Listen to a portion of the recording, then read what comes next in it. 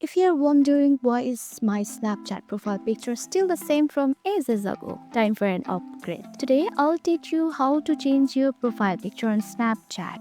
For that, first open Snapchat and tap your profile icon in the top left corner. This is where your profile lives. If you have a Bitmoji, that what people see instead of a regular profile pic, so let's update it. If you want to change your profile look, tap Bitmoji and hit avatar. Customize your hair, outfit and face whatever you like. Want something totally new? Tap change selfie to upgrade your Bitmoji profile pose and expression. If you want no Bitmoji at all, just a blank profile, tap unlink my Bitmoji. And that's it. Now your profile looks fresh and new, brand new. Got any other Snapchat question? Drop them in the comments and don't forget to like and subscribe for more awesome Snapchat tricks.